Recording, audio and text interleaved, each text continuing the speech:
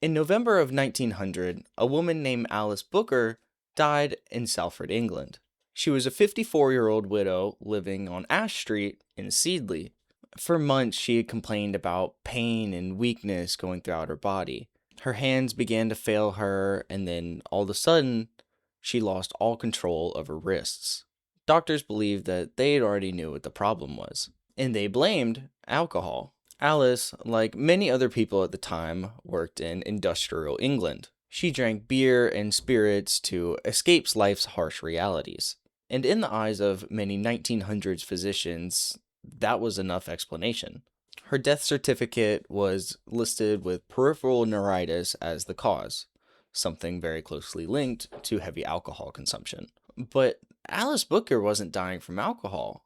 She was dying from arsenic poisoning, and Alice was not the only one that was affected by this.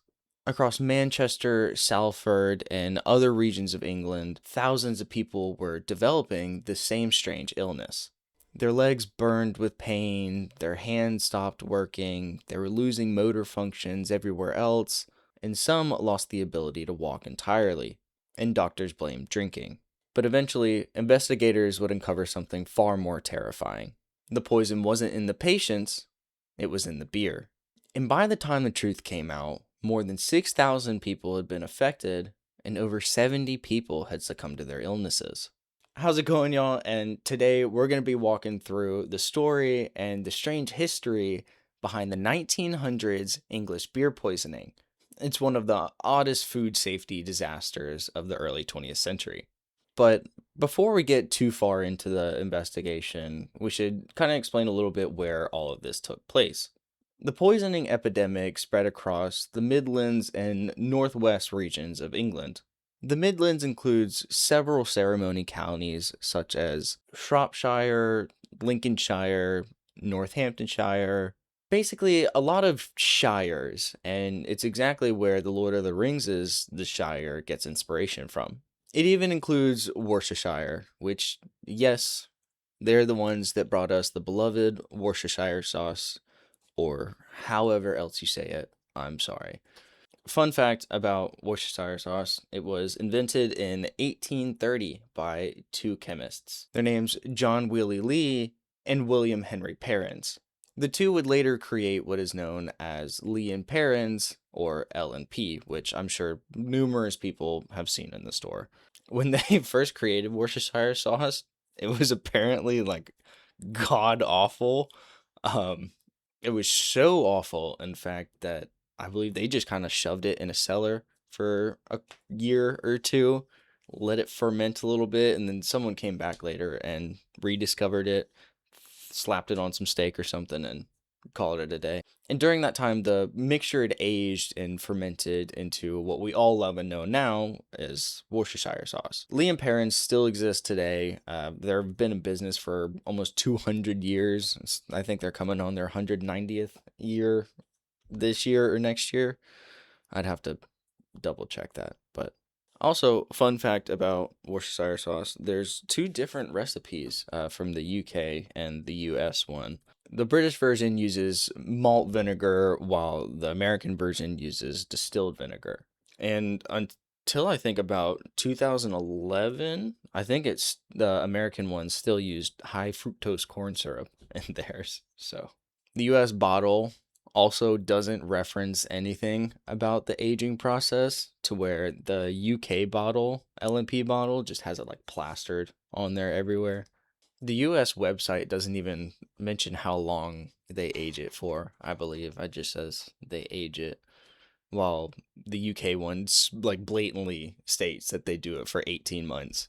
But good job, America. Anyway, this is a video about the beer poisoning. Why am I talking about Worcestershire sauce? Oh, jeez. Okay. Ranting. The main ceremonial county that was affected by all of this beer poisoning was Manchester. And along with Manchester, Salford was also affected pretty heavily. A quote from the Royal Commission of Arsenical Poisoning from 1901 states, "The epidemic appears to have attacked Manchester and its neighborhood more seriously than elsewhere. In the county boroughs of Manchester and Salford alone, the medical officers of health estimate that at least 3,000 persons suffered by it. And the outbreak didn't start as a clear epidemic. Instead, doctors just started to begin noticing something unusual. Patients were arriving with severe nerve damage, burning pains in their legs, tingling pins and needle feeling everywhere, loss of coordination, weakness in hands, and in severe cases, complete paralysis of the limbs. And since many of these patients were laborers and working class of the industrial era, they also drank a bunch of spirits and barley broth, as they used to call it back then, apparently. which which we need to start doing now. That would be fun. Doctors assume that the cause was obvious, and they typically diagnose these patients with alcoholic neuropathy. Alcoholic neuropathy is a neurological disorder. It's a disorder where the peripheral nerves of the body start to deteriorate due to heavy alcohol consumption. Symptoms include paresthesia, hyperalgesia, and allodynia, all signs that are showing that the nervous system is starting to break down.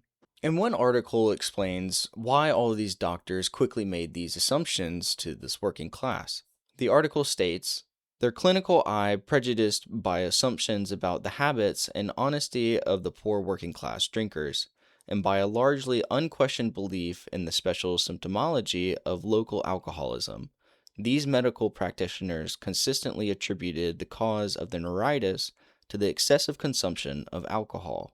In other words, all these doctors thought that all these people were sick because they were drunk. While doctors weren't necessarily 100% wrong while making this assumption, neuritis can be caused by also vitamin deficiencies, specifically vitamins B1, B3, B5. I think there's one more, B6. Currently, there's no known cure for alcoholic neuropathy, and especially there wasn't one back in the 1900s. Today, there are some treatment options to help promote one's independence, but there's no reliably successful therapy option to help cure this neuritis. And this is mainly due to our lack of understanding of its pathobiology.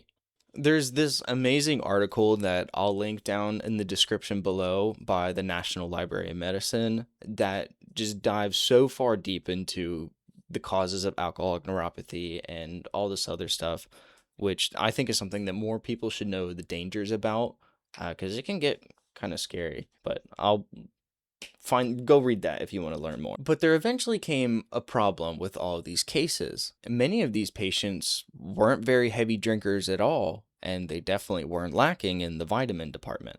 And the doctors started to overlook just one thing: all of the patients' skin. Many of the victims had strange discolorations on their skin. And quick warning to everyone out there, if you're sensitive to any sort of like medical photos or anything, I would just skip ahead a little bit. Or is it skip ahead? Either way. Some areas of the skin became darker, little blotchy spots, and then some areas would rarely become lighter.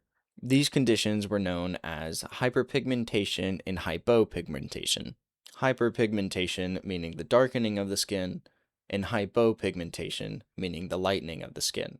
Hyperpigmentation was also one of the more common symptoms of arsenic poisoning.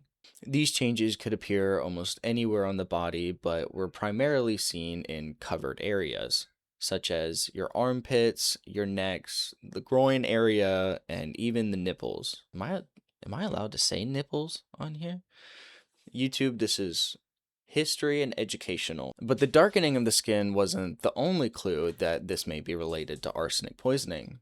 Many patients developed hyperkeratosis, and this is when the skin dramatically thickens, especially on one's palms and the soles of their feet. And then you have something even a little bit more specific. Some patients were reported as having little white lines stretching across their nails. Today, these lines are known as Mees lines and are directly linked to arsenic poisoning. They appear weeks or months after one has been exposed to arsenic. And one doctor took note of this. In November of 1900, one doctor named E.S. Reynolds began suspecting something unusual. Reynolds believed that the epidemic wasn't solely caused by alcohol, but something within the alcohol itself. He suspected arsenic poisoning. And when he brought this theory to the local public, an investigation soon erupted. Authorities began testing beer samples from local breweries and found concerning amounts of arsenic contained in their beer. The epidemic had suddenly gone from medical mystery to an industrial contamination disaster. And by February of 1901, a royal commission was appointed to look into the matter.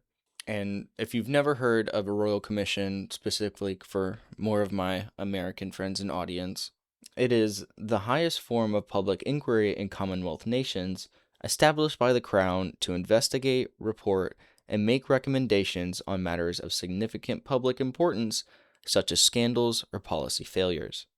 And this one on the beer poisoning of 1900, I could not help but read the 872-page document in the most stereotypical British voice ever. I mean, one of the sections early on in it starts with, "Now know ye that we, reposing great trust and confidence in your knowledge and ability," and so on. The entire time I was reading it like that in my head. But, yeah. Probably autistic. This commission gathered testimony from over 50 different witnesses, including doctors, researchers, different breweries, and different suppliers, and their conclusion was clear. You see, at the time, the English beer market was extremely competitive. Breweries were looking for all sorts of ways to reduce their production costs.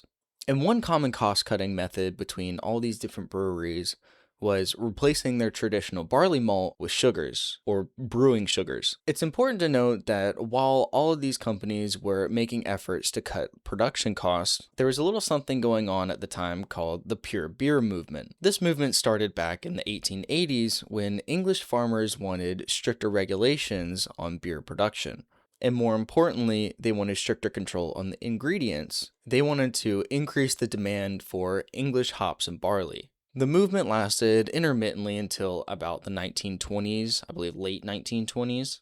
However, during that time, the movement only really saw two serious hearings from Parliament. One in 1896 and then one in 1901 following the epidemic we're talking about today. In 1896, the government concluded that these substitutions were not deleterious materials. And now, didn't that sure backfire on ya? Didn't it? But the sugars that were being used as a supplement were made through a special process, this being the chemical process of acid hydrolysis. Basically, a starch would be heated and mixed with an acid to form glucose. And this process has been around since the early 1800s. I believe there's first recordings of it being commercially used in 1814. And one of the companies that were producing this brewing sugar substitute was a company named Bostock & Co. Bostock was located in Garston, in which many of the different local breweries bought sugar from them as a supplement. But the sugar contained something unexpected: arsenic.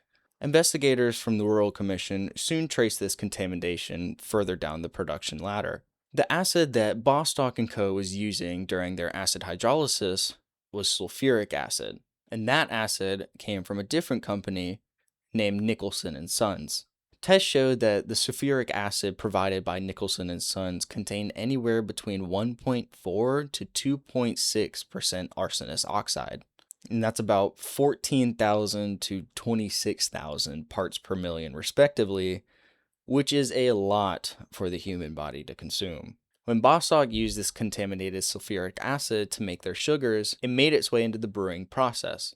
Bostock claimed that they had no idea that they were being given contaminated sulfuric acid. They were expecting pure acid to be made from brimstone. And on the other hand, Nicholson & Sons claimed that they didn't feel the need to disclose the amount of arsenic inside their sulfuric acid because they didn't know what Bostock & Co. were using it for, which is a wild excuse. I mean, I'm not going to go into that, but that's just crazy. Nevertheless, both companies attempted to avoid responsibility. However, further investigation proved that Bostock & Co. had been receiving the sulfuric acid from Nicholson & Sons for almost 2 years and just found that it had been contaminated in February of 1900. But investigators also found another possible cause for arsenic being found inside their beer: the malting process. Before barley can be made in the brewing process, it must be dried in a stage called kilning. And this will become a little bit important later on, just keep that in your head.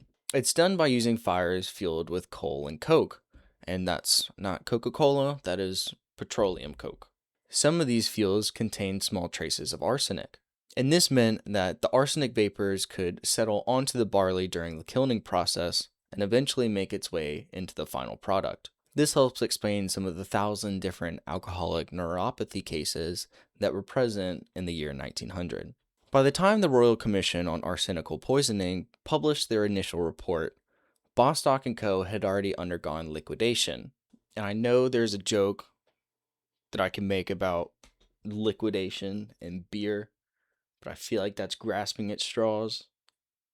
So I'm going to leave that up to you guys if you want to make that joke. Anyway, the commission worked with Bostock's liquidators to help ensure the safe removal of all this contaminated sugar. However, by May of 1901, the commission wasn't very satisfied with the way they were going about it. Investigations found that Bostock & Co. still had large quantities of contaminated sugar still sitting in their warehouse. And some of this contaminated syrup was used to make something that they called table syrups. Yes, they made another food product. These were small 2-pound tins of flavored syrup that you could use at breakfast, any meal, or however you please. However, these were found to contain 1 grain of arsenic for every pound of syrup. So, do the math.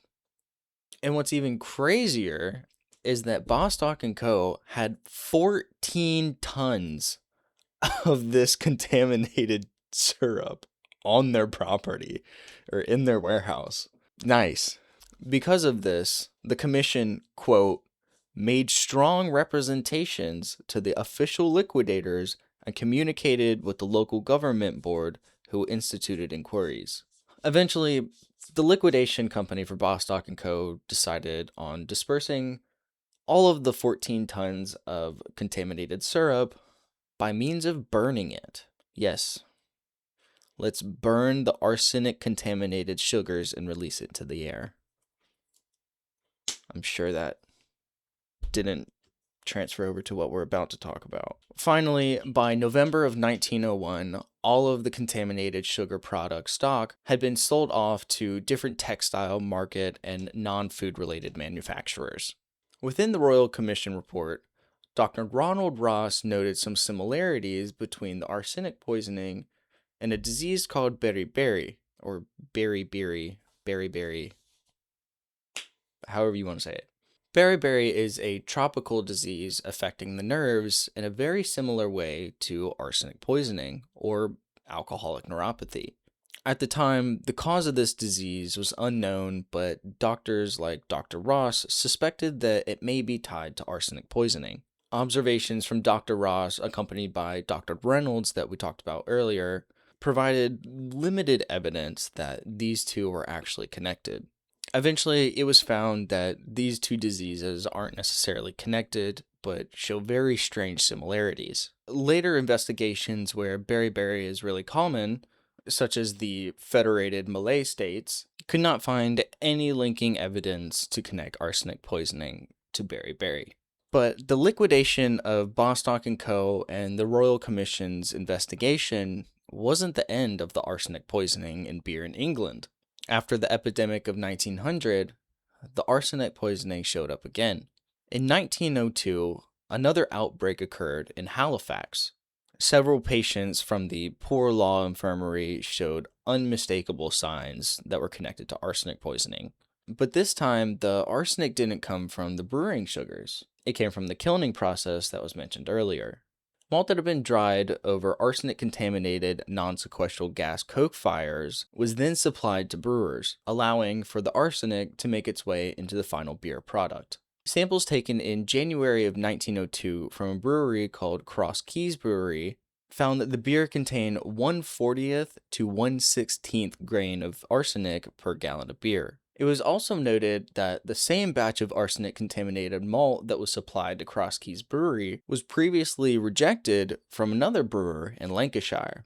And the fact that this outbreak happened just 12 months after the Royal Commission's initial report shows that the steps taken by government bodies and health regulators was not sufficient enough to protect the public. The 1900 English beer poisoning forced many regulations to be applied on British food safety laws. Authorities introduced stricter testing of brewery ingredients. Breweries were required to ensure that all of their product was free from arsenic contaminants. And perhaps the most disturbing part of all this is how long it went unnoticed.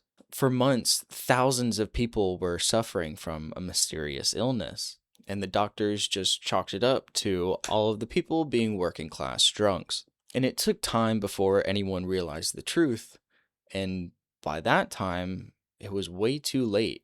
Thousands had already paid the price. When we talk about historical disasters like this, it's easy for the people to just become statistics and numbers. 6,000 poisoned, 70 dead. But each one of those numbers was a person.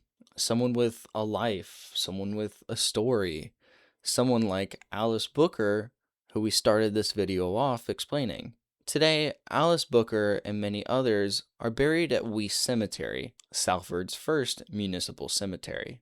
And back in the Victorian age, cemeteries were almost like another amenity. It was like a park. It was a place for people to explore and go and see loved ones.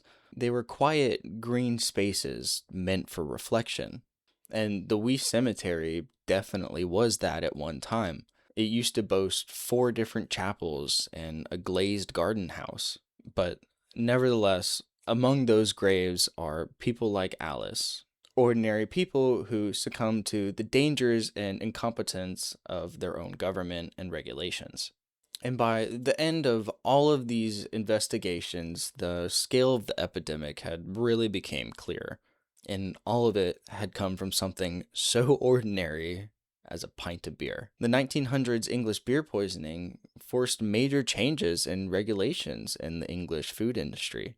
Authorities began implementing stricter testing for ingredients in the brewing process, and not only just breweries, but almost all food and other manufacturers are required to make sure that their products are free from a certain amount of contaminants. In many ways, this case helped push the foundations for early food regulations and safety. The story of the 1900s beer poisoning isn't just about arsenic and food safety, though. It's about assumptions of class, assumptions of alcohol, assumptions that delayed the discovery of a deadly industrial contamination. And it's a reminder that some of the most hazardous things aren't the most obvious ones. Sometimes the danger is hidden in something completely ordinary, something people trust, something that people consume every day like a pint of beer. Thank y'all so much for watching this. I'm probably going to get a little sappy here, but I cannot say thank you guys enough. The last Krabby video blew way out of proportion. I would have never thought that that happened in a million years. So the fact that there were 5,000 of you guys that watched me sit in front of my phone and talk, that's kind of crazy. Yeah, y'all have inflated my confidence and my ego for better or for worse. We'll find that out later. But no, you're giving me the energy and the confidence to try and produce something better than the last, which that I really appreciate.